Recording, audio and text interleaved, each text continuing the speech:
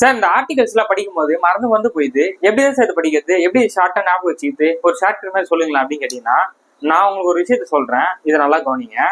இப்ப அடிப்படை உரிமை தெரியும் உங்களுக்கு. ஓகே, 12 35 வரைக்கும் அது எப்படி படிக்கணும்னு நான் சொல்றேன் பாருங்க. Article 12 definition of state. Article 13 அடிப்படை உரிமைக்கு எதிராக போடக்கூடிய சட்டம் வந்து செல்லாது. ஆர்டிகல் 14 சட்டத்துக்கு முன் அனைவரும் சமம். ஆர்டிகல் 15 ஜாதி மதம் இனம் பாலினம் பிறப்பிடம் இது 5 காரணம் காட்டி பொதியத்துல பார்க்க கூடாது. ஆர்டிகல் 16 இது 5 காரணம் காட்டி வேலையாப்பல் பாதுகாப்பு பார்க்க கூடாது. ஆர்டிகல் 17 தீண்டாமை ஒழித்தல். ஆர்டிகல் 18 பட்டத்தினை துரட்டல். ஆர்டிகல் 19 பேசுவதற்கான சுதந்திரம், எழுதுவதற்கான சுதந்திரம், நகர்வதற்கான சுதந்திரம், கூட்டம் கூடுவதற்கான சுதந்திரம் சொல்லிட்டு அது எல்லாமே ஆர்டிகல் 19 வந்துடும். ஆர்டிகல் 20 குற்றவாளிகளுக்கான பாதுகாப்பு. ஆர்டிகல் 21 தனிமன சுதந்திரம். ஆர்டிகல் 22 கைது செய்யும் போது பாதுகாப்பு. ஆர்டிகல் 23 மனித கடத்தினை தடுத்தல். ஆர்டிகல் 24 குழந்தை தொழிலாளர்களை தடுத்தல். ஆர்டிகல் 25 மதம் சார்ந்து மதத்தை பரப்பலாம். ஆர்டிகல் 26 மதம் சார்ந்த மடம் நிறுவலாம். ஆர்டிகல் 27 மதம் சார்ந்த விஷயங்கள் வந்து டாக்ஸ் வந்து கட்ட வேணாம். ஓகேவா? மதம் சார்ந்த நிறுவனங்களுக்கு டாக்ஸ் ஃப்ரீ வந்து கொடுத்துருப்பாங்க. ஆர்டிகல் 28 மதத்தை வந்து ஒருத்த மேல வந்து திணிக்க கூடாது. ஆர்டிகல் 29 சிறுபான்மையினருக்கான உரிமை. ஆர்டிகல் 30 சிறுபான்மையினருக்கான கல்வி உரிமை. ஆர்டிகல் 31 தூக்கியாச்சு. சரியா?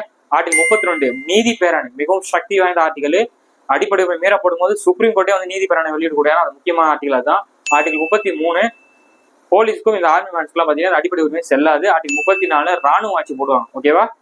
பிரச்சனை நடந்துச்சுன்னா ராணுவ ஆட்சி போடுறாங்க நாடாளுமன்றம் மூலியமா. ஆர்டிகல் 35 அடிப்படை உரிமை மீது நாடாளுமன்றத்தின் அதிகாரம். அவங்க தான் அமெண்ட்மெண்ட் பண்றது எல்லாமே பண்ணுவாங்க.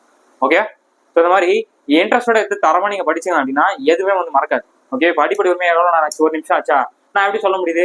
இன்ட்ரெஸ்டோட எடுத்து வச்சீங்கன்னா எல்லாமே மைண்ட்ல நிக்க போகுது. இதெல்லாம் உட்காந்து படிக்கணுமா அப்படின்னு சொல்லி நீங்க யோசிச்சாவே அது மைண்ட்ல ஏறவே ஏறாது. ஓகே, இன்ட்ரெஸ்டோட எடுத்து படிங்க. எல்லாமே பின்ட்ராப்ல அப்படியே இருக்கும். தூக்கு கைவி கிட்ட கூட சொல்ல முடியும். அந்த அளவு சொல்ல. இப்ப நான் சொல்றவங்களால சொல்ல முடியாதா? யார் நினைச்சாலும் இது செய்ய முடியும். நான் மட்டும் கிடையாது, யார் நினைச்சாலும் செய்ய முடியும். இன்ட்ரெஸ்டோட ஒரு 10 நிமிஷம் கொஞ்சம் படிச்சா போதும்.